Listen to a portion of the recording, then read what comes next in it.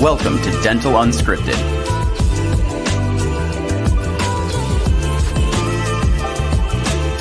Where Mike Dinzio and Paula Quinn break down the practice ownership journey, one episode at a time. Starting up, buying, and running a successful dental practice.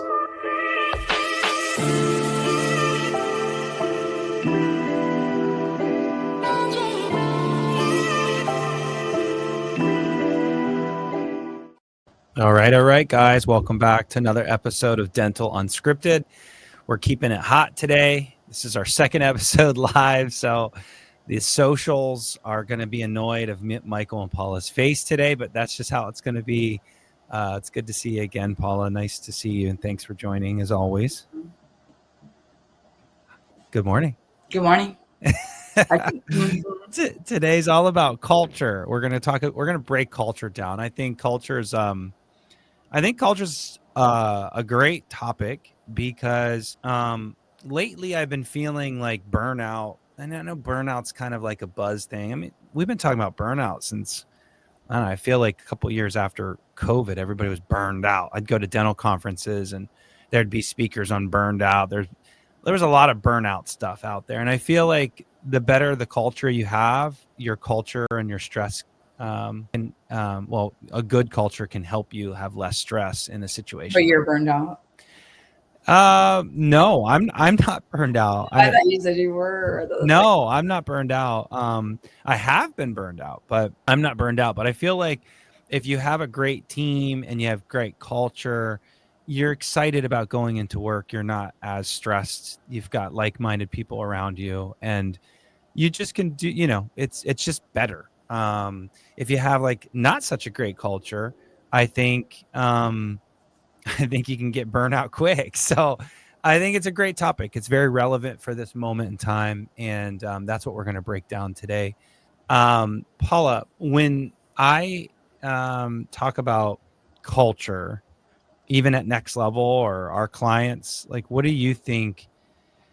Where does your head go? Because it's such a consultant thing to discuss. But I kind of want to just have a really real conversation about why it's important and the benefits of it. It should be important to our listeners and clients. Well, you kind of just defined it, right? It's a difference of wanting to be at work and not wanting to be at work, or being around those you work with versus not.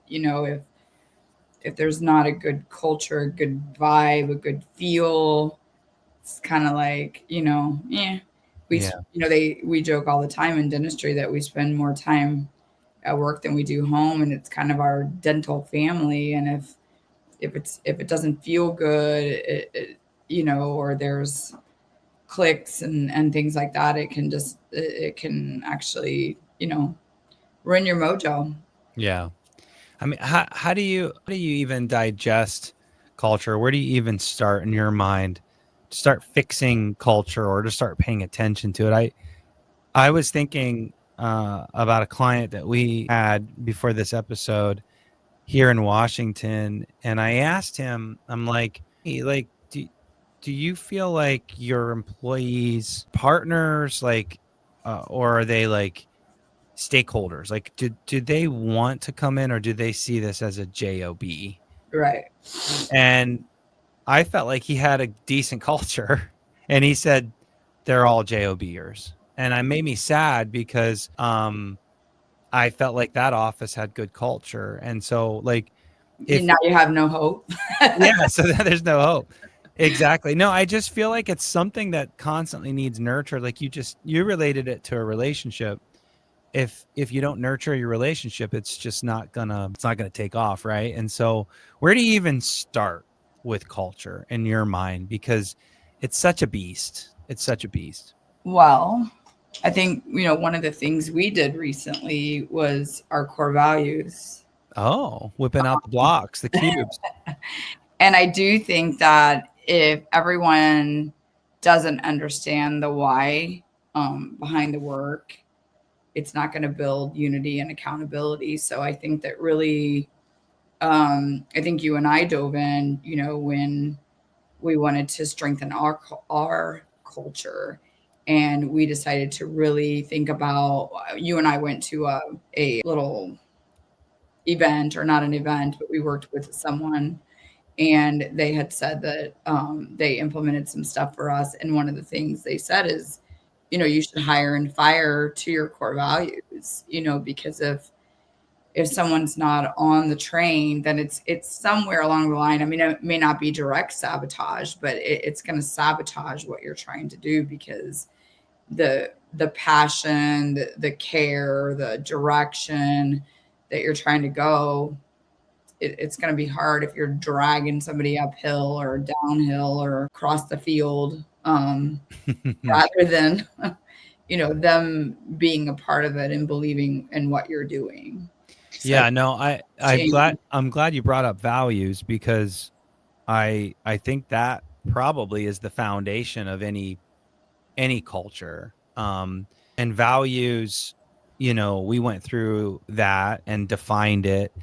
And what was really interesting is, like, if the owner of the business or leader, whatever you're doing, if you're a leader or an owner, if you're not super clear about your values and the things that are really important to your business, or what you're trying to do, then you can't really hold people accountable to that. So defining the values, what's going to guide your team, it that starts with that. And so Paula held up our cubes. If you're watching on YouTube, those were our values, and we defined them. And what was interesting, even within our business, is the minute you defined them, then you could quickly see, even within ourselves as the owners, or with the folks that help us do everything we do, you could quickly see, like, when we were out of alignment, just simply defining it, right? Mm-hmm. So integrity, I know, is one of your favorite values that you brought to the table. And the minute it's on a cube or a poster or on your desktop background, and you see it every day, and you witness when someone's not being full of integrity, then it's an issue. And if someone consistently doesn't have integrity, then to your point, might not be a good fit for the business. And so values, I think are huge.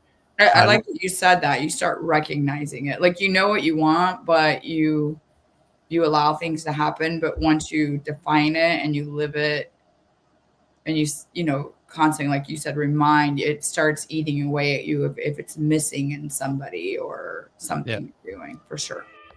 Hey guys, Mike Dencio here with Dental Unscripted. Just reminding you guys that, hey, the full episode is over at Dental Unscripted.